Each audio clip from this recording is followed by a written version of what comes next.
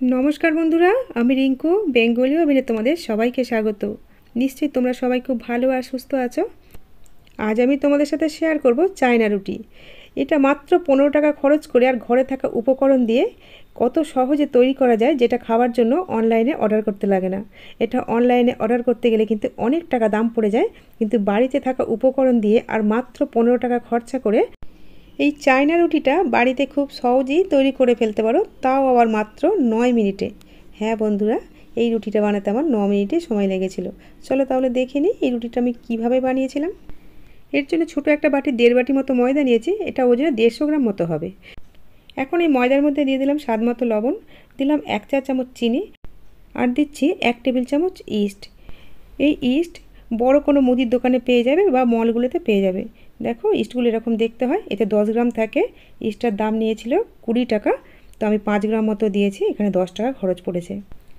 China রুটির স্বাদ পেতে গেলে এই ইস্টটা কিন্তু দিতেই হবে। একান্ত যদি না পাও তাহলে এর বদলে টক দই আর তার সাথে বেকিং পাউডার আর বেকিং সোডা অল্প একটু মিশিয়ে বানাতে পারো। এখন আমি ময়দার সাথে সব কিছু খুব ভালোভাবে মিশিয়ে নিলাম। এবার আমি কুসুম গরম জল নিয়ে নিয়েছি, তোমরা এর বদলে কুসুম গরম দুধও দিতে পারো। জল বা দুধ যাই নাও না কেন কুসুম গরমই কিন্তু হতে হবে, তবেই এই ইস্টটা কিন্তু কাজ করবে। আমরা যে নর্মাল রুটি মাখার মতো ডো মাখি তার থেকে কিন্তু এটা একটু নরম হবে। আমাদের মাখা প্রায় হয়েই গেছে। এই সময় হাফ টেবিল চামচ মতো সাদা তেল আমি এর মধ্যে দিয়ে দিলাম, তবে ডোটা খুব স্মুথ তৈরি হবে। এবার তেলটাকে খুব ভালো করে ডোর সাথে মিশিয়ে নিলাম। আমি এখানে 1 টেবিল চামচ মতো তেল নিয়েছিলাম, তার মধ্যে অর্ধেকের একটু বেশি এখানে দিয়ে দিয়েছি, আর যেটুকু আছে ওটা পুর তৈরি করতে কাজে লাগবে। ডোটা বানানো হয়ে গেছে। এবার এটাকে চাপা দিয়ে আমরা 40 মিনিট রেখে দেব। এটা রেস্টে থাক, ততক্ষণ আমরা পুরটা বানিয়ে ঠান্ডা করে নেব। এর জন্য ওভেনে একটা প্যান বসিয়ে দিয়েছি, আর বাটিতে যেটুকু তেল পড়েছিল ওই তেলটা প্যানের মধ্যে দিয়ে দিলাম। তেলটাকে বেশি গরম করার দরকার নেই, হালকা গরম হলেই এর মধ্যে আমি টমেটো কুচি দিয়ে দিলাম। আমি 2টো মাঝারি সাইজের টমেটোকে পাতলা পাতলা সাইজে কেটে রেখেছিলাম। এটা কয়েক সেকেন্ড নাড়াচাড়া করেই আমি একটা মাঝারি সাইজের পেঁয়াজকে এইভাবে কেটে রেখেছিলাম, এটার মধ্যে দিয়ে দিলাম। পেঁয়াজগুলো কিন্তু এরকম কাঁচাই দিতে হবে, তেলে কিন্তু আগে ভেজে নিলে হবে না। এখন আমি এর মধ্যে দিয়ে দিলাম একটা কাঁচা লঙ্কা কুচি। ঝালটা তোমাদের স্বাদ অনুযায়ী দিয়ে দিও, আমি ঝাল কম খাই তাই কম দিয়েছি। এখন আমি এর মধ্যে দিয়ে দিলাম স্বাদ মতো লবণ। এই লবণটা দিলে পেঁয়াজ আর টমেটো খুব তাড়াতাড়ি নরম হয়ে যাবে। সব কিছু একসাথে এইভাবে খুব ভালো করে মিশিয়ে নিচ্ছে। ফ্লেমটা কিন্তু এখন আছে মিডিয়ামে। দেখো লবণ দেওয়ার পর খুব তাড়াতাড়ি পেঁয়াজ আর টমেটো নরম হয়ে গেছে। এখন আমি এর মধ্যে মিশিয়ে দেবো একটা ডিম। ডিমটা দিয়ে পেঁয়াজ আর টমেটোর সাথে খুব ভালো করে মিশিয়ে নিচ্ছি। এইভাবে পুরটা তৈরি করলে কিন্তু এর স্বাদটাও অসাধারণ লাগে।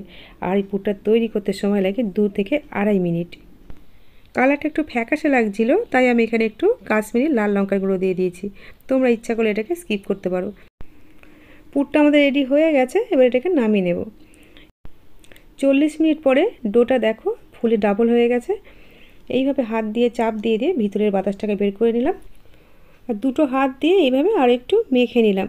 এবার এটাকে বেলে নিতে হবে, তবে বেলার জন্য কোনো বেলনের দরকার নেই। এইভাবে হাত দিয়েই চাপ দিয়ে দিয়ে রুটির মতো করে ছড়িয়ে নিতে হবে। আর ডোটা যেহেতু খুব নরম করে মাখা, তাই এটা চাড়াতে কোনো অসুবিধাই হবে না। এইবারে তৈরি করা পুরটা মাঝখানে দিয়ে দিলাম। এই পুরটাকে দিয়ে ভালো করে এইভাবে সমানভাবে ছড়িয়ে নিতে হবে। তোমাদের হাতের কাছে যদি চিজ থাকে তাহলে এর উপর একটু চিজ দিতে পারো। আমার কাছে ছিল না তাই দিতে পারিনি। এইবারে 4-5টা ধরে খুব ভালো করে মুড়ে দিতে হবে। আর এটা মোড়ার জন্য কোনো জল লাগাবারও দরকার পড়ে না। এইভাবে মুড়ে দিলে কিন্তু আপনা আপনি সিল হয়ে যায়। আর ডোটা যেহেতু খুব নরম করে মাখা, তাই এইভাবে মুড়ে নেবার সময় যদি নিচে লেগেও যায় ভয় পাওয়ার কিছু নেই। হাতে একটু তেল লাগিয়ে নিয়ে এইভাবে খুব সহজেই কিন্তু ছাড়িয়ে নেওয়া যাবে। দেখো কত সহজেই উঠে আসলো। এখন এটাকে গোল শেপ দিতে হবে। এইভাবে হাত দিয়ে খুব সহজেই কিন্তু শেপটা দিয়ে দেওয়া যায়। 2টো হাতে হালকা একটু তেল মাখিয়ে নিয়ে এইভাবে শেপ দিয়ে দিতে হবে। এইবার এর উপর একটু হালকা ডিজাইন দেবো যাতে দেখতে ভালো লাগে। এটা দিতেই হবে এমন না, তবে হাতের কাছে এরকম সোম বা সর্নার বা চিমটি জাতীয় যদি কিছু থাকে তাহলে এইভাবে ডিজাইনটা দিয়ে দিতে পারো, দেখতে ভালো লাগবে।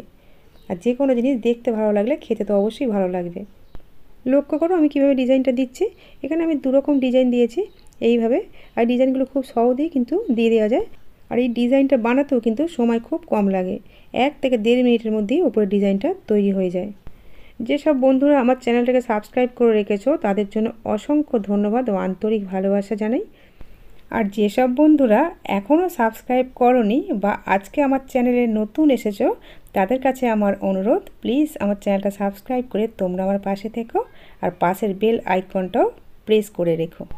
তাহলে এই রকম নতুন নতুন ভিডিও ঘরোয়া উপকরণে খুব সহজভাবে তৈরি রেসিপি তোমার কাছে নোটিফিকেশনের মাধ্যমে সবার আগে পৌঁছে যাবে। এই যে তোমাদের সাথে কথা বলতে বলতে আমার ডিজাইনটা প্রায় দেয়া হয়েই এসেছে। এবার এটাকে ভাপে সিদ্ধ করতে হবে। এর জন্য আমি ওভেনে একটা ডেচকিতে জল গরম করতে দিয়ে এসেছি আগে থেকেই। রুটিটা হাতের উপর তুলে নিলাম। এদিকে জলটা গরম হয়ে গেছে, এর উপর ছিদ্রযুক্ত একটা পাত্র বসিয়ে দিয়েছি। এখন আমি এর মধ্যে একটু তেল ব্রাশ করে দিচ্ছি। জলটা যখন ফুটতে শুরু করবে তখন এই তৈরি করা রুটিটা এই পাত্রটার মধ্যে সাবধানে বসিয়ে দিলাম। এইবার এর ওপরে একটা ঢাকা দিয়ে দিলাম। তোমরা এইভাবে স্টিম না করে বেক করেও নিতে পারো, তাতে একটু সময়টা বেশি লাগবে। ফ্লেমটাকে মিডিয়াম করে দিয়ে আমি ঠিক 9 মিনিট রান্না করে নিয়েছিলাম। 9 মিনিট পরে হাত দিয়ে টাচ করে দেখলাম যে হাতে কিছু লাগছে না, অর্থাৎ এটা হয়ে গেছে, তাই আমি নামিয়ে নিলাম। দেখো কত ফুলে গেছে আর দেখতে কতটা লোভনীয় হয়েছে। এখানে রুটি অনুযায়ী পাত্রটা যেহেতু একটু ছোট ছিল, তাই জন্য রুটিটা বেঁকে গেছে। বন্ধুরা, তোমাদের কাছে এর থেকে বড় কোনো ছিদ্রওয়ালা পাত্র বা যদি থালা থাকে তাহলে তার মধ্যেই বানিয়ে নিও। রুটিটা তাহলে একদম গোল তৈরি হবে। আর পাত্রটার মধ্যে যেহেতু তেল ব্রাশ করা ছিল, তাই খুব সহজেই কিন্তু উঠে আসলো। তোমার প্রিয়জন বা মনের মানুষ যদি তোমার উপরে কোনো কারণে রাগ বা অভিমান করে থাকে, তাহলে এইভাবে তাকে রুটিটা খাইয়ে দেখো, তার রাগ বা অভিমান মুহূর্তে চলে যাবে। দেখো কত নরম তুলতুলে হয়েছে। আমি এটাকে পিস পিস করে কেটে নিয়েছি।